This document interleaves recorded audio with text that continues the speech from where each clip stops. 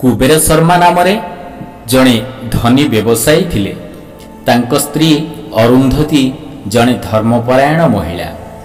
दिनकर कथा, कुबेर रात्रि रे शोइबाकू गले एतिकी बेले बाहरु काहार कांदना शब्द शुभिला।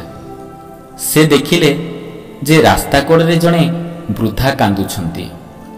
से संगे संगे जाई वृद्धा को घर को आनिले। व्यवसायी को रात्रि रे स्वप्न हैला। स्वप्न रे माँ लक्ष्मी कहउछंती, तू ए कौन कलु? अलक्षणी को आनी घरे आश्रय देलु। शीघ्र ताकू विदाय कर, ता नहले तू भिकारी होइजिबु। कुबेर कहिला, माँ जड़े वृद्धा को घरे आश्रय देला परे तांकू केमिति घरु बाहर करिबी? तांकर सेवा केमिति न करिबी?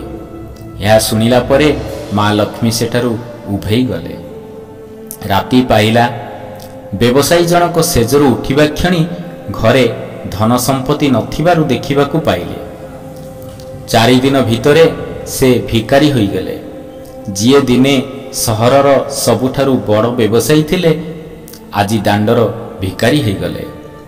वृद्धा को धरी एक गछ मूले कुड़िया करी रहिले। भिक्षा करी जीवन काटिले। एमिति वर्षटीए बीतीगला। व्यवसायीर धैर्य देखि वृद्धा जनक कहिले, पुओ तू मोर एते सेवा करुछु, तू तो जानिछु मो अलक्षणी बोली। व्यवसायी कहिले, ताहा तो मु जाने। वृद्धा कहिले, तू गोटाई हतभागा, जानी भी तू मोर सेवा करुछु? व्यवसायी कहिले, मो आसिला बेले किछि नेइकी आसी नथिली। मो बापा जहा करिथिले लक्ष्मी को कृपारु करिथिले। आजि लक्ष्मी तांकु नेई गले, तेणु मो मनरे दुख करिबी काहींकी? द्वितीय कथा हैला, तुमे अलक्षणी हेले भी निराश्री। तमे तुम सेवा करी मु तो ईश्वरों को सेवा करुछि, सेतिरे भूल रहिला केउठी?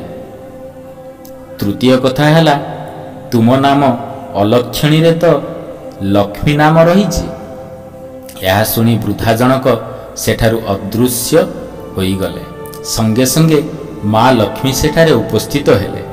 व्यवसायी को माँ कहिले, पुओ तू मो परीक्षा रे जीति गलु। यह कही लक्ष्मी व्यवसायी को समस्त धन संपत्ति फेराई देले।